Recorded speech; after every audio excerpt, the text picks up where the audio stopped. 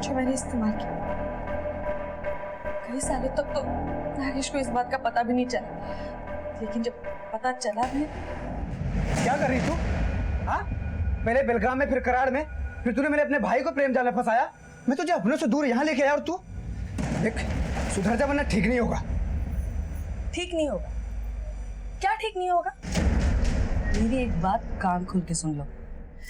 अब अगर मुझे हाथ भी लगाया ना तो सीधे पुलिस स्टेशन जाऊंगी और डाउरी के केस में तुम्हें अंदर करवा दूंगी, या फिर आत्महत्या करके तुम पे झूठा इल्जाम लगा दूंगी। समझ गए? तू शादी में जाके सीधा घर वापस आने वाली थी ना? कहाँ थी? वो मैं अपनी दोस्त के घर गई थी। पागल समझती है तू? मेरे को पता तू कौन से दोस्त के घर गई थी। और घुमा के ना अपना चेहरे, आदमी का शक्ल चेंज कर दी। नागेश, बंद कर तमाशा।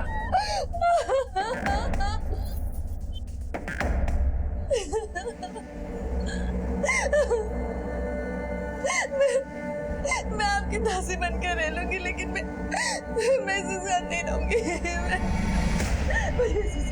चिंता मत करो, सब ठीक हो जाएगा। चलो अंदर चलो। उस दिन के बाद वो जैसे हम पर भी शक करने लगा। हमेशा लड़ते झगड़ते थे, उसी का नतीजा। डायन थी वो रूपा। मेरे बेटों को बर्बाद कर दिया उसने, घर को बर्बाद कर दिया उस चुड़ैल ने। ठीक ही तो कह रही हूँ। और तू अपने भाई के बजाय उस नालायक लड़की की साइड ले रहा है। हाँ, क्या कह रहे तुम? तू अपने भाई के बारे में गलत कैसे बात कर सकता है? एक मिनट, आप अंदर जाइए, हमें इनसे बात करनी है, प्लीज। देखिए, नागेश और रूपा के बारे में आप जो कुछ भी जानती है प्लीज बताइए। माझा नागेश खूप चांगला मुलगा आहे साहेब। ये लड़की बड़ी कमीनी है, बहुत प्यार करता है वो उससे। शादी के बाद तो और भी लट्टू हो गया। इतना क्यों, उस लड़की के लिए अपने बाप दादा की जमीन तक बेचने को मांग रहा था। मैंने मना किया साहब। हाँ, मेरी मदद कर, मुझे पैसों की बहुत बहुत जरूरत है। छोड़ क्यों नहीं देता तू उस औरत को? अरे यही मैं कैसे छोड़ दूं उसको? वो मेरी बच्चियों की माँ है, मैं उससे इतना प्यार करता हूँ, इसलिए दिन रात मेहनत करके मैं उसके लिए पैसे कमाता हूँ। उसको पैसे पूरे नहीं पड़ते यही, उसको और पैसों की जरूरत है। देना मुझे पैसे।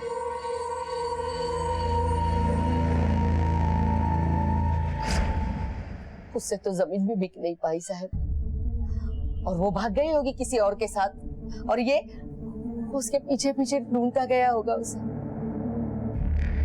अपना साहब उसको पकड़ के जेल में डाल दो, फांसी लगवा दो उस कमीनी को। देखिए, आप शांत हो जाइए, ठीक है, हम तहकीकात कर रहे हैं। तुझे तेरे बच्चे को इधर ही जिंदा काट दूंगा मैं, समझी? कौन है? कौन है वहाँ? अरे मैडम, मैडम मेरे को समझ में नहीं आ रहा है कि आपका एहसान मैं कैसे चुकाऊंगा। अच्छा मैडम, वो मैं ये पूछ रहा था कि उसको लेके जा सकता हो क्या? नहीं, अभी नहीं। अभी उसे देखभाल की काफी जरूरत है। मैं तुम्हें बाद में फोन करके बताऊंगी। ओके मैडम, चलता हूँ, खुदा हाफिज़।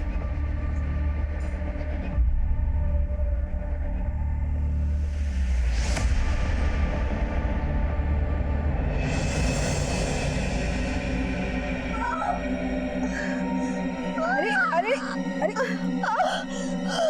चलो ताजी से आया को बुलाओ, इसकी डिलीवरी यहीं करनी होगी।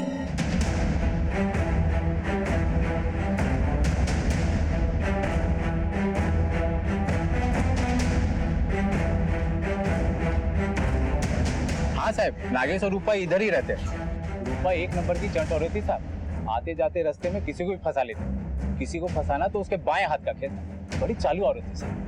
और साहब नागेश तो टूरिस्ट का गाड़ी चलाता था, इसलिए हफ्ता 10 दिन के लिए बाहर रहता था और इधर रूपा का कार्यक्रम करता था।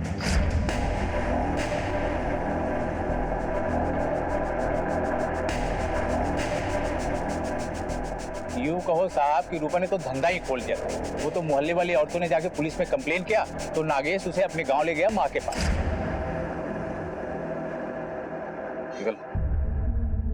सर, अब तो मामला साफ नजर आ रहा है कि नागेश ने रूपा से तंग आकर उसे मार दिया। या फिर रूपा ने नागेश को मारा होगा। या रूपा के किसी आशिक ने इन दोनों को मारा होगा। यहाँ के लोकल पुलिस स्टेशन से इनके बारे में डिटेल इंक्वायरी करो। कहकर इस केस की शुरुआत हमने जहां से की थी अब भी वहीं पर है, कोई भी ब्रेक थ्रू नहीं मिला।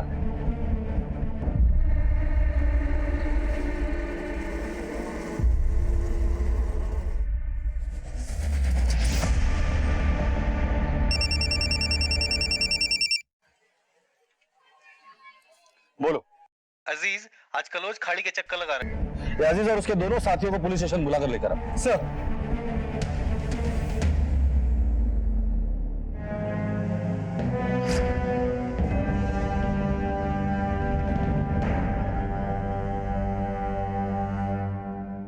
खाड़ी के पास जो डंपिंग ग्राउंड है वहां तुम लोग बार बार क्यों जाते हो?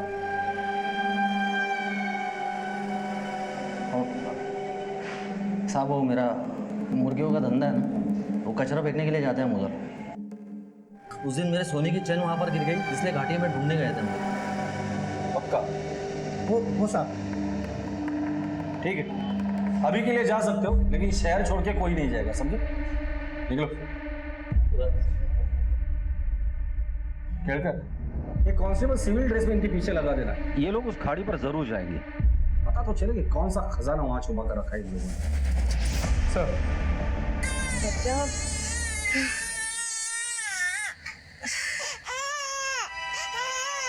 बेटा,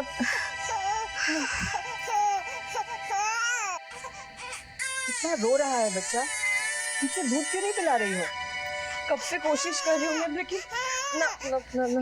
देखो, दिमाग में इतना टेंशन लेकर दूध पिलाओगी ना तो दूध नहीं उतरेगा, उसको ठीक से फीड नहीं मिलेगा। इतना बोझ लेकर क्यों जी रही हो? क्या हो गया है तुम्हारी लाइफ में?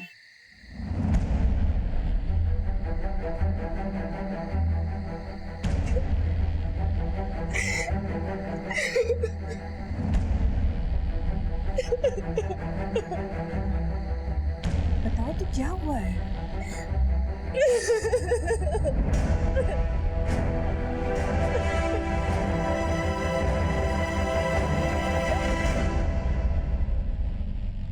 गायब है मतलब? कब से गायब है आपका लड़का? आप वेडनेसडे 1 जून को सुबह सुबह घर पे बोला था कि अपने दोस्तों के साथ ट्रैकिंग पर जा रहा है और अभी तक नहीं लौटा है। मैं उसके फ्रेंड्स को पूछा तो पता चला कि वो तो ट्रैकिंग पर गया ही नहीं। साहब, घर से 1 लाख रुपए भी गायब है। किसी के साथ दुश्मनी थी उसकी? सर, मेरा ही नागेश के साथ लफड़ा हुआ था। और मेरा बेटा जॉनी उसके मोहल्ले में आता जाता था। ये फोटो है साहब उसका। Sir, I tried his number so many times, लेकिन वो फोन उठाता ही नहीं है। ठीक है, कंप्लेंट लिखवा दीजिए आप। Thank you sir. Sir, Wednesday मतलब उसी दिन जिस दिन नागेश और रूपा गए। कहीं इस नागेश ने इस मोंटेरो से अपना बदला उसके बेटे से तो नहीं लिया? ऐसा भी हो सकता है कि दोनों पति पत्नी ने मिलकर इस जॉनी को गायब किया हो, क्योंकि जॉनी के पास पैसा भी था। एक काम करो,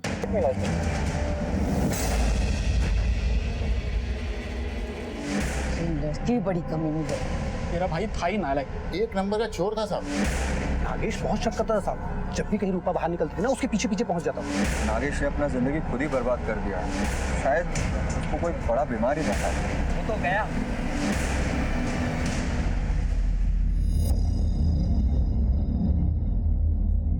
सर, जॉनी थॉमस के पास 2 नंबर्स थे। उनमें से इस नंबर की मोबाइल की लोकेशन हमेशा उस बस्ती की रही जहाँ पे नागेश और रूपा रहते, जबकि जनरली किसी के मोबाइल की लोकेशन अपने घर की होती। और इस नंबर से 4 नंबर्स पे लगातार बात होती। ये नंबर सुरेश, प्रकाश, अजीज और जॉनी का ही पहला नंबर। जॉनी का नंबर? तुम्हारा कहना है कि जॉनी अपने ही नंबर से अपने दूसरे नंबर पर कॉल करता था? और ये सुरेश, प्रकाश और अजीज, इनका और जॉनी का क्या कनेक्शन? तो जॉनी का दूसरा नंबर कौन इस्तेमाल कर रहा है, नागेश या रूपा? सर, इस दूसरे नंबर से बाकी चारों नंबर पर सिर्फ कॉल्स नहीं, रोमांटिक मैसेजेस भी भेजे जाते हैं। डिटेल्स पीछे उठाकर लेकर आओ तीनों, और जॉनी के दोनों नंबर सर्वेलेंस पे डाल दो। सर।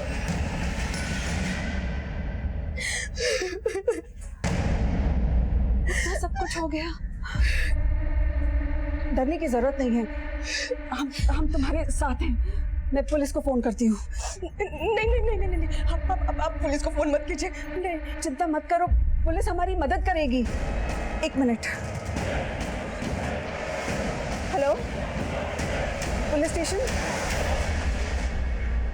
सर, मैंने हिम्मत की थी पुलिस स्टेशन आने के लिए, लेकिन मैंने वहाँ अजीज़ को देखा और मैं बहुत डर गई। मैं मेरे बच्चे के खातिर वहाँ से चली गई। मुझे डरने की कोई जरूरत नहीं। आज से तुम्हारे और तुम्हारे बच्चे की सुरक्षा की जिम्मेदारी हमारी। बताओ जो कुछ भी जाने।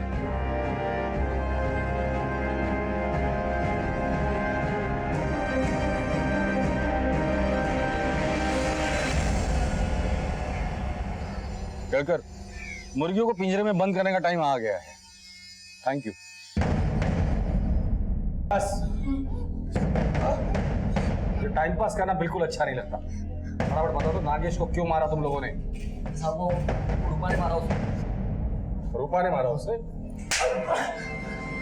तुम तक उसकी तारीफ कर रहे थे, आज उस बेचारी पर इल्जाम लगा रहे हो।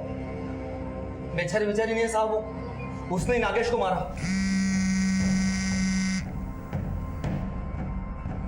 साहब आप उसकी बातों में बता रहे, कब किसको अपने घेरे में ले लेगी पता ही नहीं चलेगा।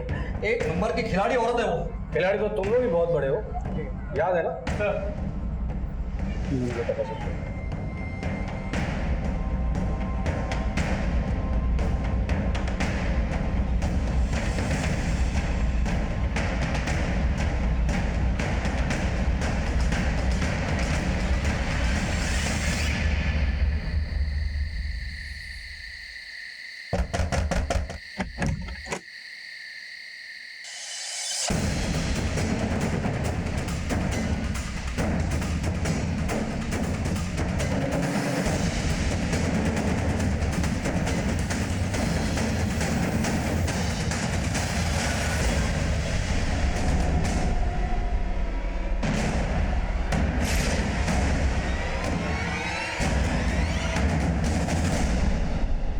नागेश का है, क्या किया उसके साथ? मुझे नहीं पता नागेश का। मैं खुद तंग आकर उसकी जिंदगी से निकल गई। अच्छा रूपा, शादी के बाद तुम लोग कराड़ रहते थे, फिर बेलगांव चले गए, अब गोवा आ गए। ये बार बार घर क्यों बदल देते तुम लोग? नागेश ने बोला। झूठ। मैं बताता हूँ, कराड़ में नागेश के भाई के साथ तुम्हारा अफेयर था, जो उसकी बीवी और माँ को पता चल गया था, इसलिए नागेश तुम्हें वहां से लेकर बेलगांव चला गया। बेलगांव में तुम्हारे काफी लोगों के साथ अफेयर, इसलिए नागेश तुम्हें वहां से लेकर गोवा में आ गया। गोवा में भी तुम्हारे काफी मर्दों के साथ अफेयर रहे। तंग आकर तुम दोनों के बीच झगड़ा हो गया और गुस्से में आकर तुमने नागेश को मार डाला। मार डाला? सच सच बताओ, क्यों मारा नागेश को?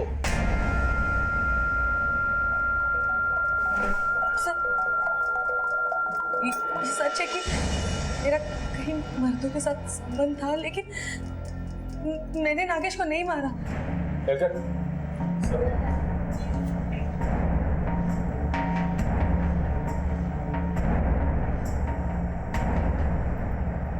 इसे जानती हो? नहीं? मुनीरा नाम है इसका। मुनीरा, जाओ। इसके पति के साथ तुम्हारे बहुत अच्छे संबंध हैं। अजीज, सुरेश, प्रकाश, तीनों मेरे कस्टडी में हैं और तीनों ने अपना मुंह खोल दिया है। बेहतर यही होगा कि तुम भी अपना मुंह खोल दो। नागेश के साथ मेरी शादी एक गलती थी। वो मेहनती था, लेकिन 2 वक्त की रोटी के सिवा और कुछ नहीं दे सकता था, और मुझे पैसा चाहिए था, पैसा कमाने।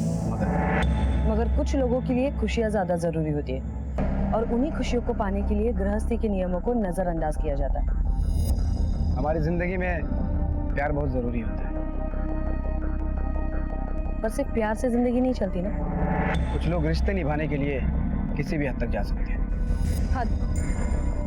कुछ लोग रिश्तों को महज एक हद में बांध के रखना ही जिंदगी समझते हैं। उनके लिए ख्वाहिशें और खुशियां कोई मायने नहीं रखती।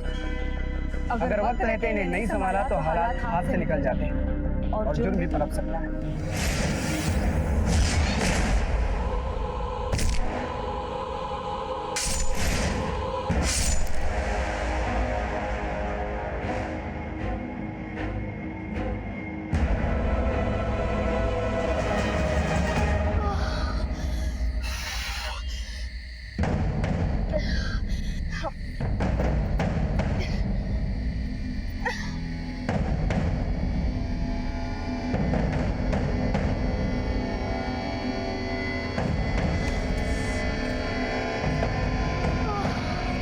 बता सकते हो? हाँ साहब, रूपा तो बहुत अच्छी औरत है, लेकिन नागेश कुछ ठीक आदमी नहीं। नागेश बहुत शक करता था साहब, जब भी कहीं रूपा बाहर निकलती थी ना उसके पीछे पीछे पहुंच जाता था। क्या करे तू यहाँ पे? बच्चों के लिए चॉकलेट लेने आई थी। कोई चॉकलेट वॉकलेट की जरूरत नहीं है। चल नागेश भाऊ, देखो गुस्सा मत करो, वो सिर्फ चॉकलेट लेने आई। तू अपना काम कर, समझा? ये पति पत्नी के बीच का मामला है। घर चल।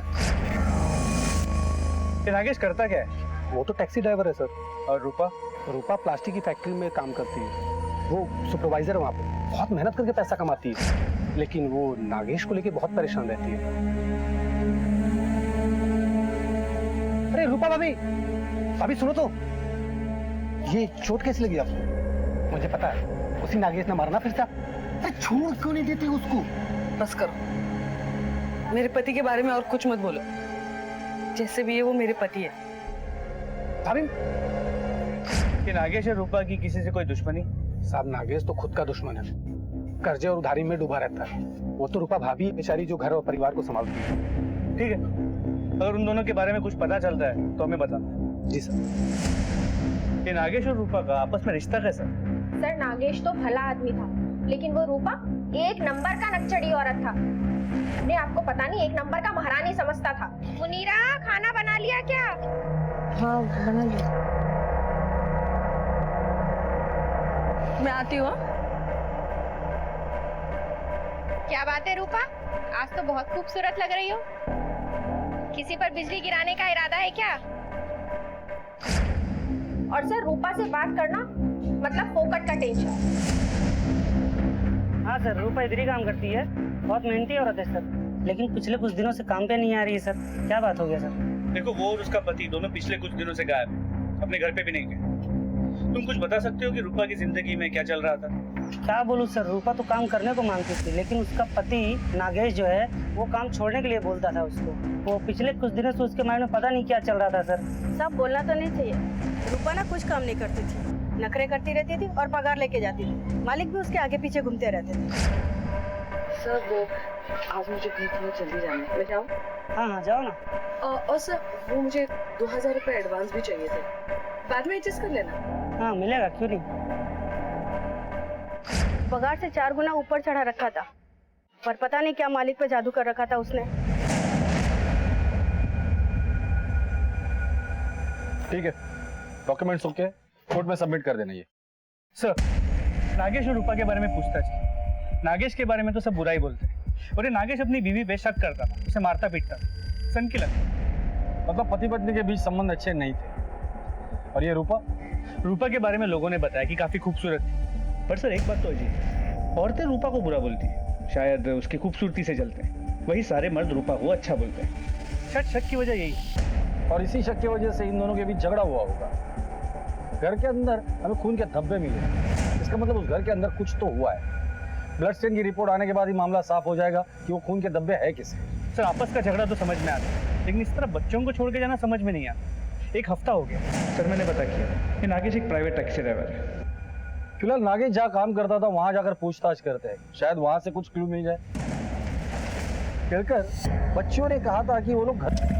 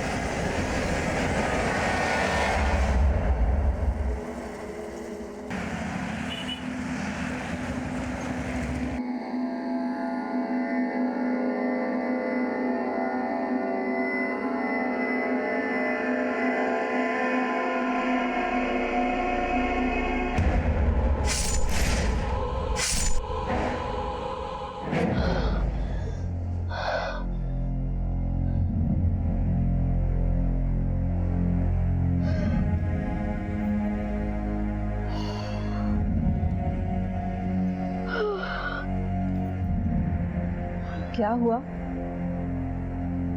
किस बात का डर तुम्हें बार बार सता रहा है? कुछ नहीं।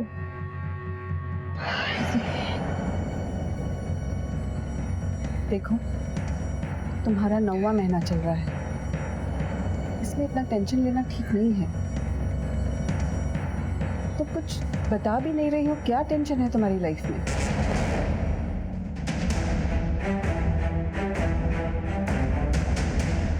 सुनो, तुम में से नागेश इंगोले को कोई जानता है? जी साहब, मैं जानता हूँ। इधर आओ। दोस्त है अपना। क्या हुआ, फिर से कोई लफड़ा कर दिया क्या?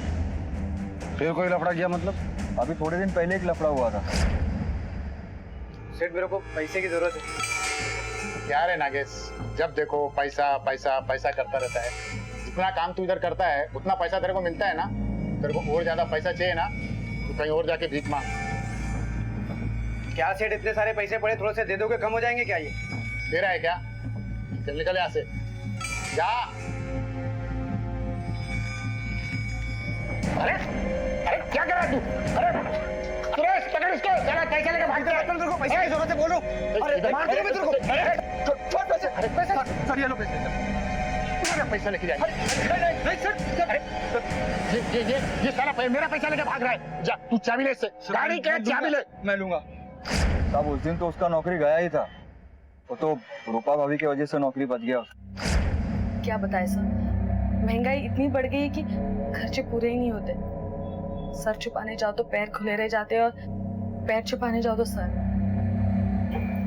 प्लीज प्लीज इन्हें काम पे रख लीजिए, प्लीज। जॉनी, तुम अपने डैडी को बोलो ना प्लीज। डैडी प्लीज देख लीजिए ना, अगर कुछ हो सकता है। Please sir.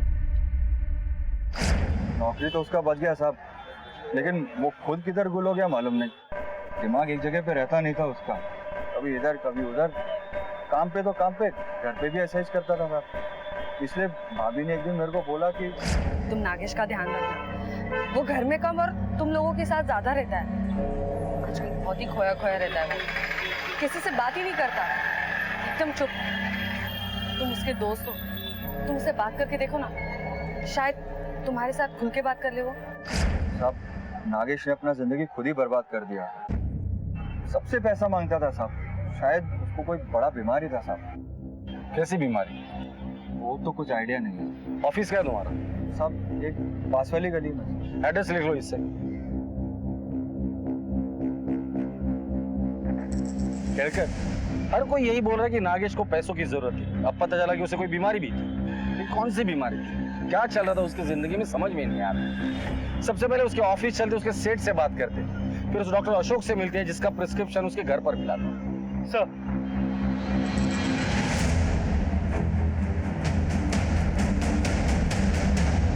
हाँ साहब, वो अपुन का ही गाड़ी चलाता था, लेकिन एक नंबर का चोर था साहब। उसने अपने को बहुत परेशान किया और बिजनेस भी चौपट कर डाला। जो मार्केट में अपना गुडविल था वो खराब कर दिया, और उसकी वजह से तो एक बार यहाँ पर अरे 22-33 नंबर के टैक्सी का ड्राइवर किधर है? एक नागेश, मगर वो अभी यहाँ पर नहीं है। मेरे को उसका एड्रेस चाहिए। एड्रेस चाहिए? क्यों चाहिए एड्रेस? अरे मेरे अब्बू अम्मी को लेके गया था अपने टैक्सी में, साले का क्या दिमाग फिर गया क्या मालूम, बीच में छोड़ दिया उनको। वो ऐसा आदमी नहीं है, जरूर कुछ ना कुछ हुआ होगा।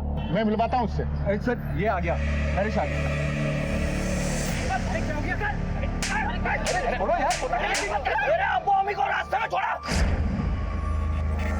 क्या उसने तुमसे उधार भी लिया?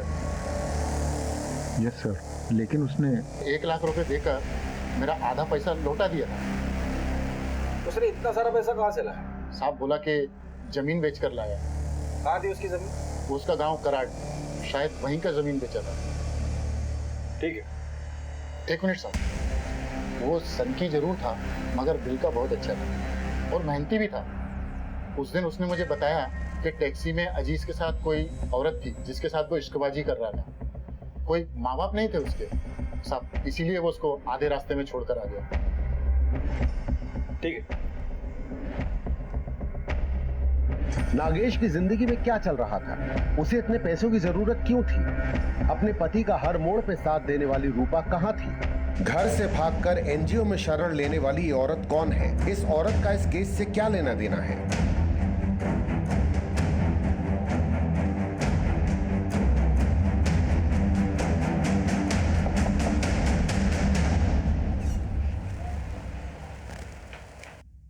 नागेश इंगोले आपका पेशेंट था। ये कुछ दवाइयाँ आपने उसे लिख कर दी थी, काफी महंगी दवाइयाँ है। जी हाँ सर, ये दवाइयाँ मैंने उसे लिख कर दी थी। किस चीज की दवाई है ये? सर ये हाइपर सेक्सुअल डिसऑर्डर है, इसे सैटिरियासिस भी कहते हैं। इसे आमतौर पर आप सेक्सुअल डिजायर कम करने की गोलियां भी बोल सकते हैं।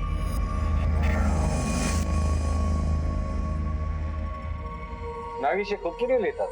उसने ये गोलियां तो अपने दोस्त के नाम पर मुझसे ली थी, क्योंकि ऐसे मामले में लोग अक्सर ही शर्माते हैं।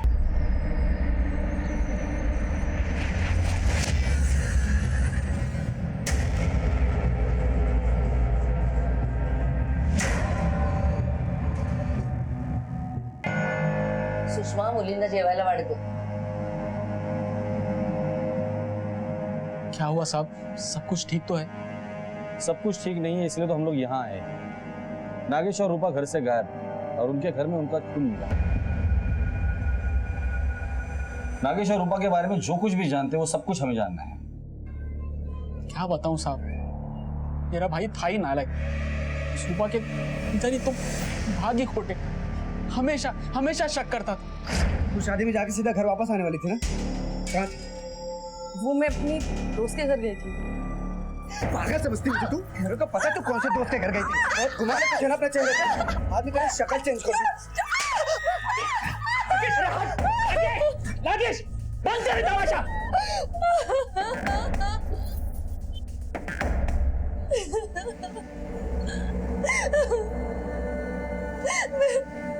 मैं आपकी दासी बनकर रह लूंगी, लेकिन मैं इसके साथ नहीं रहूंगी।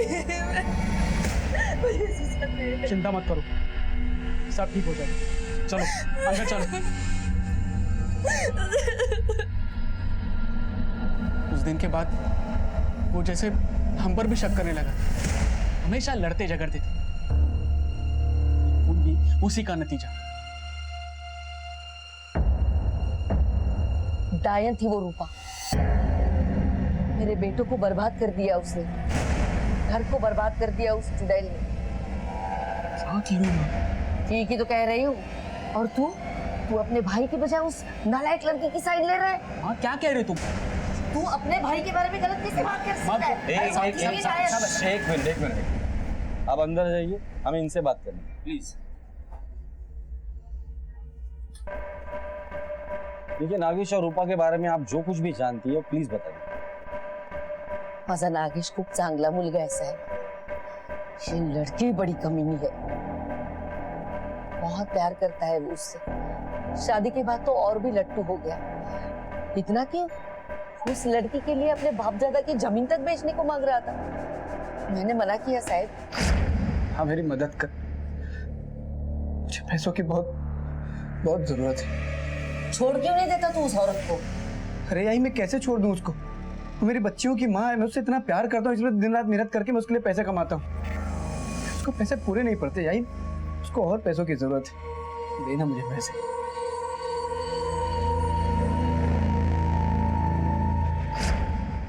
उससे तो जमीन भी बिक नहीं पाई साहब, और वो भाग गई होगी किसी और के साथ, और ये उसके पीछे पीछे ढूंढता गया होगा उसे।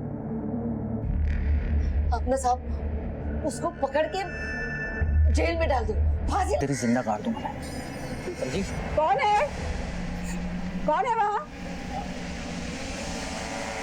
अरे मैडम, मैडम मेरे को समझ में नहीं आ रहा है कि आपका एहसान मैं कैसे चुकाऊंगा। अच्छा मैडम, वो मैं ये पूछ रहा था कि उसको लेके जा सकता हो क्या? नहीं, अभी नहीं, अभी उसे देखभाल की काफी जरूरत है। मैं तुम्हें बाद में फोन करके बताऊंगी। ओके मैडम, चलता हूँ, खुदा हाफिज़।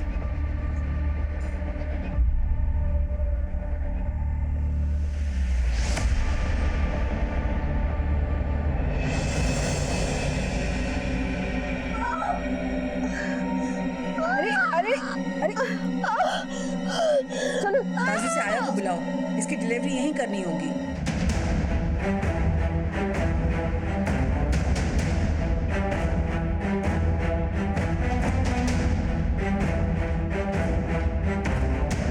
हाँ साहब, नागेश और रूपा इधर ही रहते हैं। रूपा एक नंबर की चंट औरत थी साहब, आते जाते रास्ते में किसी को भी फंसा लेती, किसी को फंसाना तो उसके बाएं हाथ का खेल, बड़ी चालू औरत थी साहब।